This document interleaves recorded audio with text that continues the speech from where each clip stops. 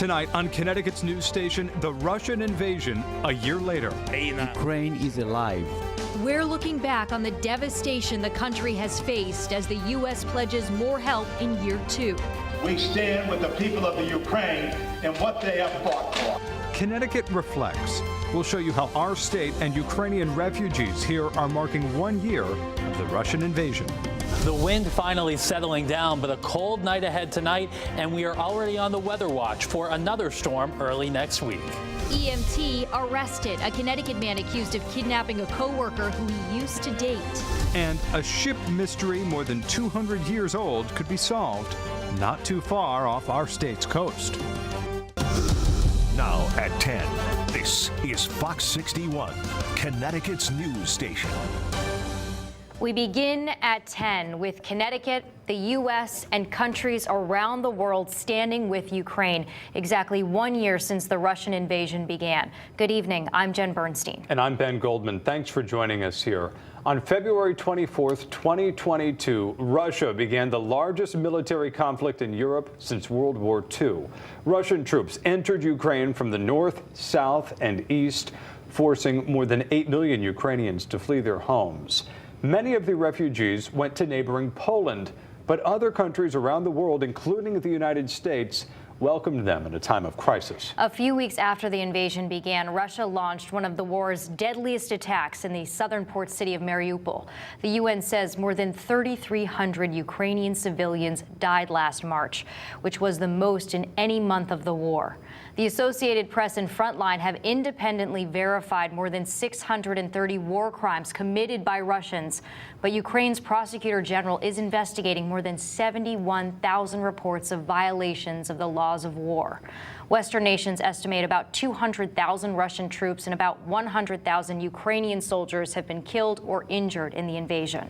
Well, tonight, Russian forces control about 18% of Ukrainian land, according to the Institute for the Study of War.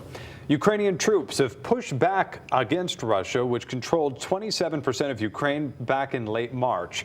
However, that's still more than the 7% Russia occupied after annexing Crimea in 2014, when the war first started.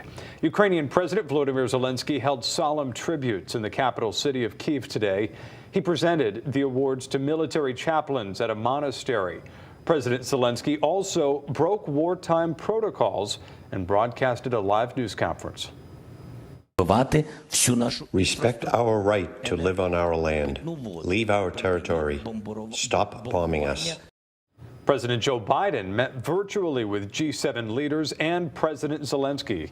The U.S. announced new sanctions against Russia aimed at banks, arms dealers, and technology companies who are accused of helping Russia evade other sanctions. The U.S. also announced $2 billion in new military aid for Ukraine. The Department of Defense says the financial package includes contracts for HIMARS rockets, drones, and counter-drone equipment. It also provides money for mine-clearing devices, artillery, ammunition, and secure lines of communication. Ukraine's ambassador to the U.S. showed appreciation for all of the aid her country has received in the past year. It's not just the line in the budget. It's the lives that have been saved. It's the food that has been delivered. It's the best investment in the people of Ukraine who are defending not only our homes, not only our loved ones, but also freedom and independence and democracy. The U.S. has given more than $78 billion to Ukraine as of last month. European Union nations have sent $59 billion in aid. Institutions like the World Bank and the International Monetary Fund have donated $14 billion. Well, new at 10 tonight, cities and towns across Connecticut are also showing their support for Ukraine. Many communities held vigils and other memorial events today. In New Britain, it was about showing the need for help that still exists 1 year later. Fox 61's Gabby Molina joining us live in New Britain tonight with how the city is rallying to support Ukraine. Gabby. Ben, people gathered here in the Little Poland neighborhood of New Britain to show their support for Ukraine. This community has really stepped up in the last year to be there for their Ukrainian neighbors, and they showed that support again tonight with a fundraising event held at Belvedere Restaurant.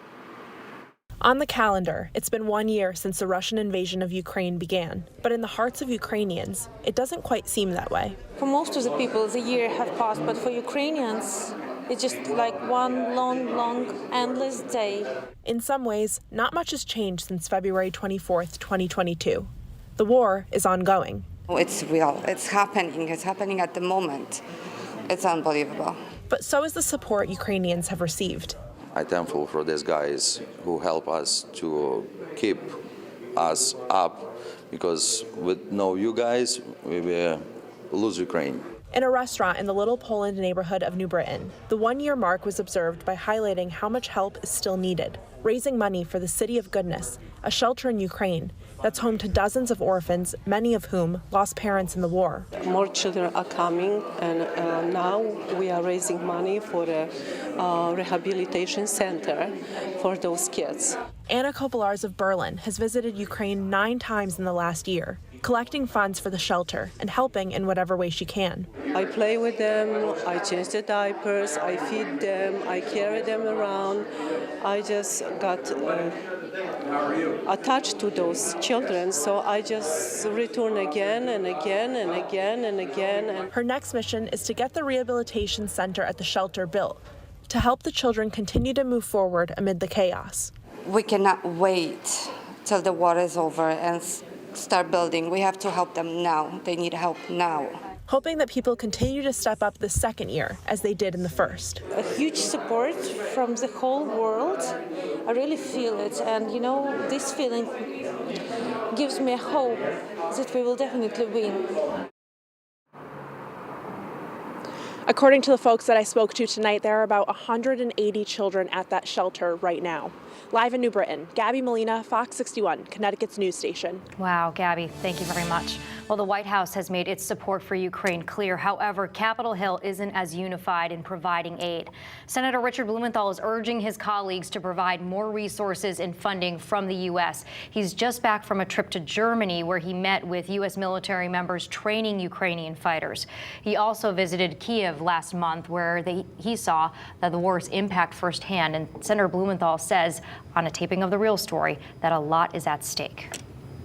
If Putin is allowed to win, if he conquers Ukraine, he will keep going against NATO countries like Poland, Finland, and Sweden. And that will mean that we are obligated to provide troops. That will involve our young men and women on the ground. That's what we want to avoid. Our in-depth discussion with Senator Richard Blumenthal on the war in Ukraine this Sunday at 10 a.m. on The Real Story. Plus, we're going to hear from Hartford mayoral candidate Arunan Arulampalam about why he wants to lead the capital city. All right, it's a pretty cold start to the weekend here across Connecticut. Let's check in with meteorologist Ryan Breton. And I don't know about you guys, but cold, blustery, windy out there. It's just brutal out there. Pretty bone chilling. Hey, Ryan. We're going to lose the wind tomorrow, Ben and Jen, but it will be pretty cold, even colder than it was today. And in that cold air tomorrow, we'll actually have some snow showers, which could drop a coating, perhaps up to an inch in some spots. Not everywhere. They'll be scattered around, but just given how cold it will be tomorrow, any of the snow that falls can accumulate. We're milder Sunday, back up into the 40s. Then we are on the weather watch for a bigger storm Monday night into Tuesday. These snow showers just on the edge of the screen out over the Midwest, those are what will approach tomorrow and could bring a little bit of snow to us then. Tonight, it is getting cold out there. Actual air temperature 23 in Hartford, but the wind chill is 11. In New Haven, it's 26 with a wind chill of 18. And look at Salisbury. The wind chill there right now is at 2. Overnight tonight, temperatures dropping into the teens all across the state. The wind lightening up a little bit by tomorrow morning. These are the overnight lows, most of us in the teens, but some of the coldest spots could be in the single digits. Then tomorrow, a lot of clouds. There won't be much sun. It is a gray, cold day with high temperatures only in the 20s and some flurries and snow showers possible tomorrow afternoon. We'll time those out hour by hour and take a closer look at that next storm coming up in just a little while.